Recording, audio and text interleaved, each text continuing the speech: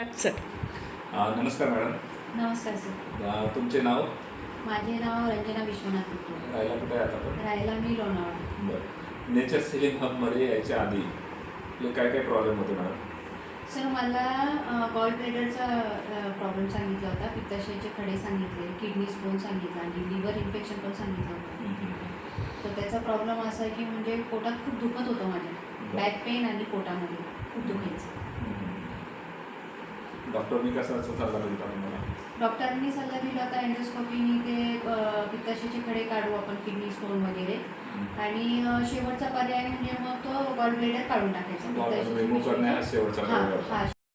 ज्या दिवशी तुम्ही माझ्याकडे आले, माझ्याकडे येण्यासाठी तुम्हाला कोणी सल्ला दिला म्हणजे ॲक्च्युली? मी माझी फॅमिली फ्रेंड नसीम पटेल म्हणून आहे, ती माझी दीदीच आहे खरं, आणि आम्ही खूप फॅमिलियर आहोत. ओके. तर मी नेहमी ऐकायची की ती आयुर्वेदिकचं काहीतरी करते, आयुर्वेदिकचं काहीतरी करते. आज मला असं वाटलं की आज मला खरंच गरज आहे एकदा तिला विचारावं की हे जे मला प्रॉब्लेम सांगितले त्याच्यामध्ये ती काय मला उपयोगी पडू शकते का. आणि खरं तर फोन केल्यानंतर ती बोलली हो ह्याचं सोल्युशन आहे आपल्याकडे, तू तिकडे न जाता माझ्याकडे आली, आपण जाऊ मोठे सरांना भेटू, ते तुला गाईडलाईन करतील त्याच्यामध्ये काय आहे ते.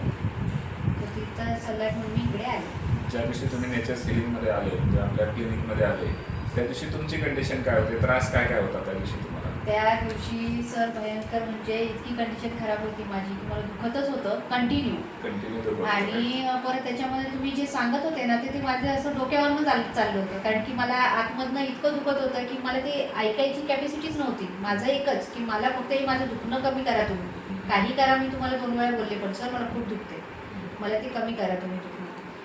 मोठे सरांनी काय ट्रीटमेंट सांगितली त्यावेळी? मोठे सरांनी मला 1 महिन्याचा डाएट फॉलो करायला सांगितला, आणि ते लिव्हर गेन वगैरे त्यांच्याकडे जे मेडिसिन वगैरे आहे, युरिफ्लॅश वगैरे म्हणून ते लिक्विड, आणि त्याचे मेडिसिन दिले.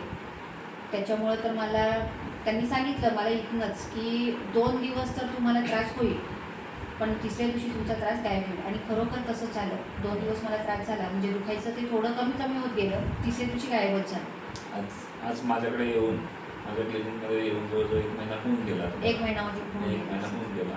आज 1 महिन्यानंतरचं काय स्टेटस आहे, काय वाटतं तुम्हाला? सर माझ्या चेहऱ्याकडे तुम्हाला हसू बघून वाटतच असेल की बाबा काय म्हणजे झालंय, रिझल्ट काय आहे हे तुम्ही मला बघूनच सांगाल की त्यावेळेस माझी कंडिशन इतकी खराब होती की मला बोलायलाही सुचत नव्हतं. आणि आज मी म्हणजे मला काही प्रॉब्लेम नाही आहे, काही दुखत नाही आहे, माझं कसलाही त्रास नाही आहे. सांगायचं झालं तर आज गेल्या महिन्यामध्ये मॅडमचा रिपोर्ट होता 15/8.